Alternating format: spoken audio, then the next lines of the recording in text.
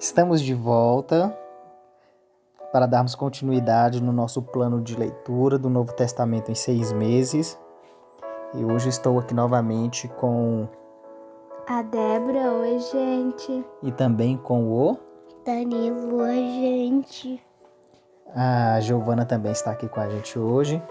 E hoje nós vamos ler Mateus capítulos 19 e 20. Mateus capítulo 19. Casamento e divórcio. E aconteceu que, concluindo Jesus essas palavras, partiu da Galiléia e dirigiu-se para a região da Judéia, no outro lado do Jordão. Grandes multidões o seguiam e a todos curava ali.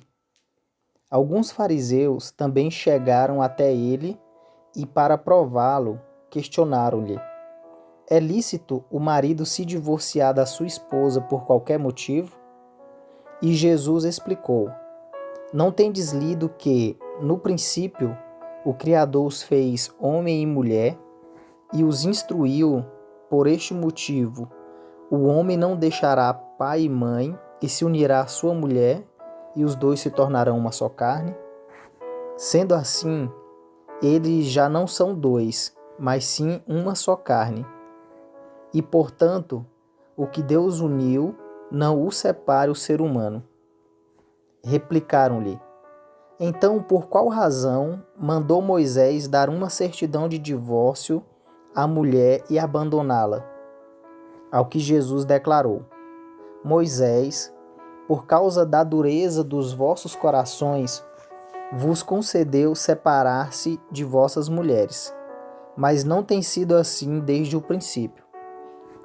Eu, porém, vos afirmo: todo aquele que se divorciar da sua esposa, a não ser por imoralidade sexual, e se casar com outra mulher, estará cometendo adultério.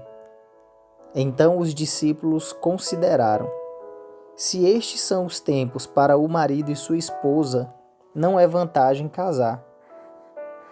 Mas Jesus ponderou-lhes: nem todos conseguem aceitar essa palavra.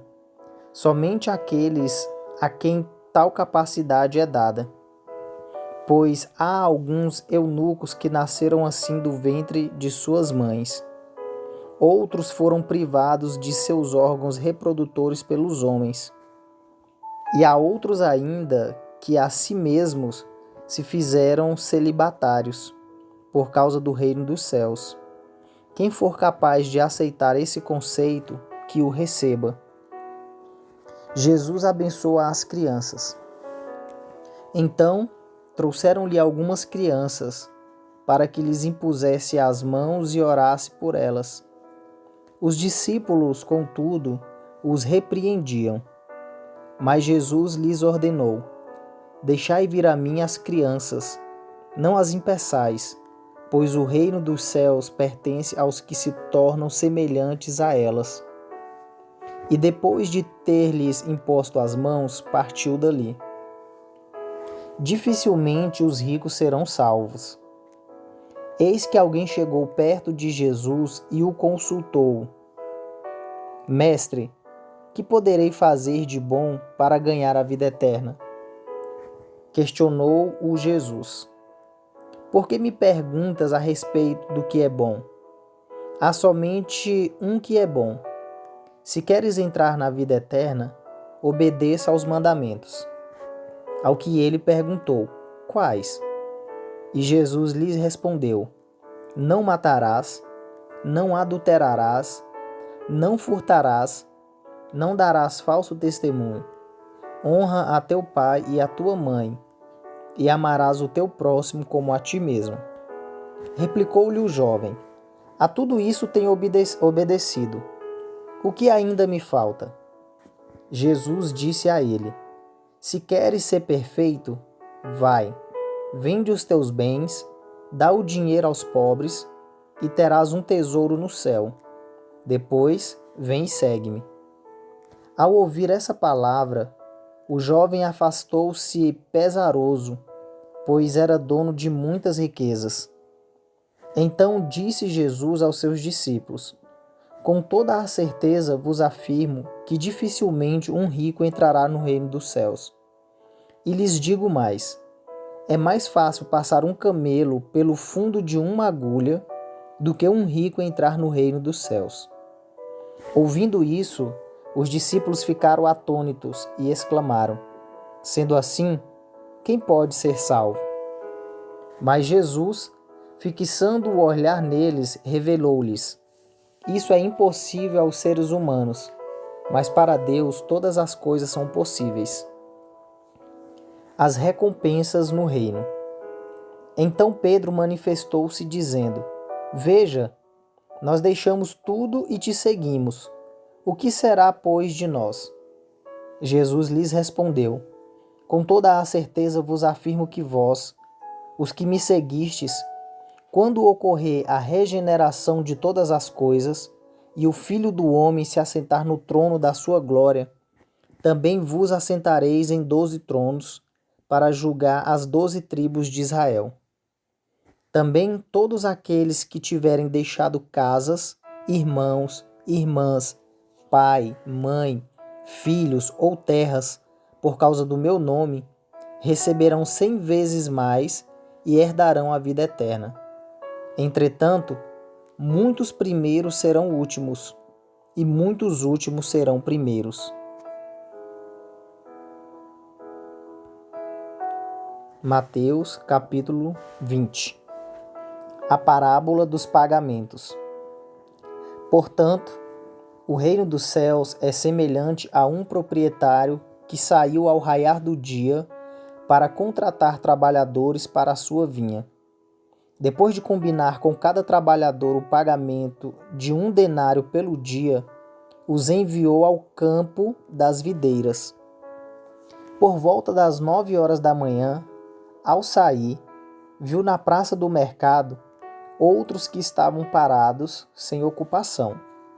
Então lhes disse: ide vós também trabalhar na vinha, e eu vos pagarei o que for justo. E eles foram. Tendo saído outras vezes, próximo do meio-dia e das 3 horas da tarde, agiu da mesma maneira.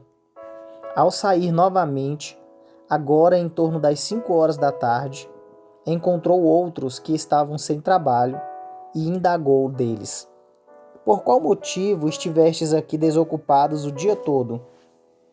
E lhe informaram: porque não houve alguém que nos contratasse. Então lhes falou: ide igualmente vós para o campo das videiras. Ao pôr do sol, o senhor da vinha ordenou ao seu administrador: chama os trabalhadores e paga-lhes o salário, começando pelos últimos contratados e terminando nos primeiros. Chegaram os que haviam sido contratados em torno das 5 horas da tarde, e cada um deles recebeu 1 denário. Quando vieram os que haviam sido contratados primeiro, deduziram que receberiam mais. Contudo, também estes receberam 1 denário cada um. No entanto, assim que o receberam, começaram a se queixar do proprietário da vinha, dizendo-lhe: estes últimos homens trabalharam apenas 1 hora. Apesar disso, o Senhor os igualou a nós, que suportamos o peso do trabalho e o calor do dia. Mas o dono da vinha, explicando, falou a um deles: amigo, não estou sendo injusto contigo. Não combinamos que te pagaria 1 denário pelo dia trabalhado?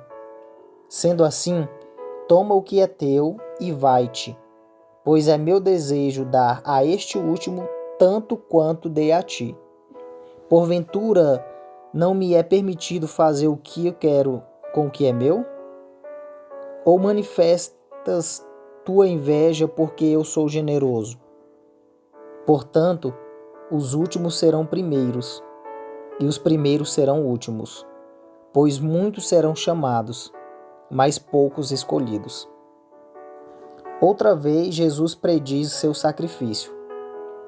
Jesus estava, então, pronto para subir a Jerusalém, quando chamou à parte seus 12 discípulos e lhes falou: agora estamos subindo para Jerusalém, e o Filho do Homem será entregue aos chefes dos sacerdotes e aos escribas.